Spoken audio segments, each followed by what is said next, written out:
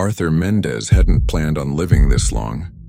At 78, his body had grown used to silence, the kind that settles into the walls when a house forgets the sound of laughter. His wife Lillian had passed 5 years earlier, and since then the house had become a mausoleum for her voice, her perfume, her way of humming under her breath when she cooked Sunday stew. The neighborhood had changed too. Kids grew up, families moved out, lawns became wild with weeds and crabgrass. Halloween, once a riot of costumes and laughter, had become little more than a ghost itself. But Arthur kept the tradition alive. Every October 31st, he set out the bowl of candy. He lit the jack-o'-lantern with the same matchbook Lillian had used for 40 years. He left the porch light on, and he waited, because in his mind, Halloween wasn't just for the living. The night was unusually cold that year, colder than Kansas. Autumn's had any right to be. Wind pressed against the house like invisible hands, whispering through the eaves. Arthur sat in his recliner, television low, the flicker of an old black-and-white movie playing across his lined face. A glass of scotch sat untouched beside him. He could almost hear Lillian's voice in the back of his head. "Don't drink alone, Artie. You'll start talking to shadows." He smiled weakly. "Too late for that," he murmured. Then came the first knock. 3 soft raps. He blinked, surprised. No one had trick-or-treated here in years. Still, old instincts stirred. He pushed himself up with a grunt, grabbed the candy bowl and shuffled to the front door. When he opened it, the cold bit into him like a blade. On the porch stood 3 children. A little girl dressed as a witch, face pale as chalk. A boy in a cowboy outfit, hat drooping, toy gun holstered at his side. And another child, smaller, wearing a crude paper ghost mask with 2 uneven holes cut for eyes. None of them spoke. Arthur chuckled awkwardly. "Well, look at you 3. Don't you all look classic?" The girl tilted her head. The cowboy's hand twitched toward his belt. The ghost just stared. "Don't you kids say trick or treat anymore?" Arthur asked. Silence. He dropped candy into each of their bags anyway. "Here you go. Now don't eat it all at once." Still no response. Then the smallest one, the ghost, moved forward slowly. Its hand brushed his sleeve. Cold, too cold. Arthur froze.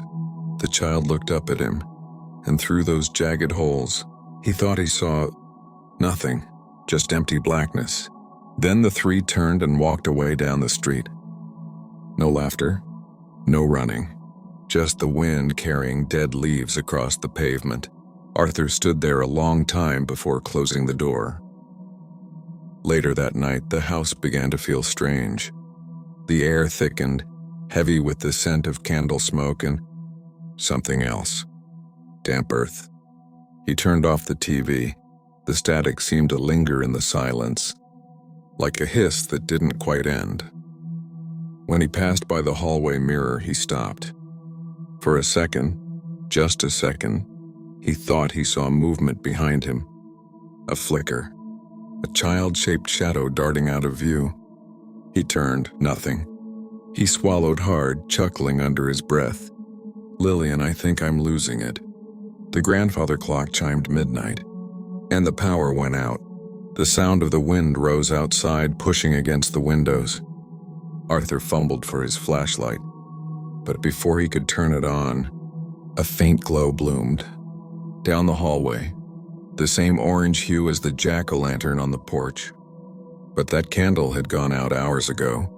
"Hello?" he called. No answer. He followed the glow into the living room. The pumpkin sat on the coffee table now, flame flickering bright and steady. He hadn't brought it inside. The carved grin on its face looked different, too wide, too human. He felt his pulse thudding in his ears. Then knock, knock, knock, from inside the house. The sound came from the basement door. Arthur's breath quickened. The air smelled of rot and wet leaves. Slowly, he crossed the room and reached for the knob. It was ice cold. "Probably raccoons," he muttered. He opened the door. The basement was dark. The flashlight flickered on, revealing the old wooden steps descending into blackness. Something dripped down there, slow, rhythmic, like water falling onto concrete. He took a single step down. The boards creaked. Then a whisper, soft and childlike, rose from below. "Trick or treat." Arthur froze. He raised the flashlight again. Something moved at the bottom of the stairs, a figure, small and pale. The beam caught its mask. Paper ghost, torn, stained dark around the edges. Behind it, the other two children stood, their faces waxy and still. And behind them, a fourth shape began to rise from the shadows. Tall, bent, wearing what looked like an old scarecrow mask stitched with wire. Arthur stumbled backward, nearly falling. His flashlight died. "Lillian?" he whispered into the dark. From the basement came the sound of shuffling feet on concrete. Then a voice, not the children's, something older, hoarser. "Arthur, you promised." He shook his head violently. No, I don't. You said you'd never forget us." The voice came from everywhere and nowhere. He turned toward the living room and froze. Every photo frame on the wall was now filled with new pictures. Not of him and Lillian, not of family, but of children. Dozens of them. Some smiling, some crying, some with their faces blurred as if the film itself had burned away part of them. And in each picture, Arthur was there, standing behind them, smiling. But he didn't remember any of them. He stumbled back toward the front door, heart hammering. He yanked it open. The street outside was gone. Only darkness stretched in every direction, like the world had folded in on itself. Wind howled through the trees, or what he thought were trees. Their branches looked wrong. Too jointed, too skeletal. From the yard came the sound of laughter, soft, echoing, impossibly distant. Then the three children appeared again at the end of the walkway, bags of candy in hand. Behind them, the tall figure watched. "Arthur," the witch said, her voice finally breaking the silence. "You forgot our treats." He tried to speak, but nothing came out. The cowboy raised his toy gun, pulled the trigger. Click! The jack-o'-lanterns lining the path ignited all at once, flames roaring to life in unison. In their light, Arthur saw the truth. The children weren't children at all. Their faces were masks sewn over something pale and writhing beneath. The tall figure behind them wasn't a man, it was a hollow thing stitched together from burlap, bone, and memory. "Why?" Arthur croaked. The witch stepped closer, her eyes glinting like marbles in the dark. "Because Halloween isn't over until everyone's been remembered." And when she smiled, her mouth stretched too far. The darkness surged forward. When the sun rose, the street was quiet again. The porch light burned out. The jack-o'-lantern sat cold. Neighbors found Arthur's house empty that morning. The candy bowl was still half full. His recliner still rocked slightly as though someone had just stood up.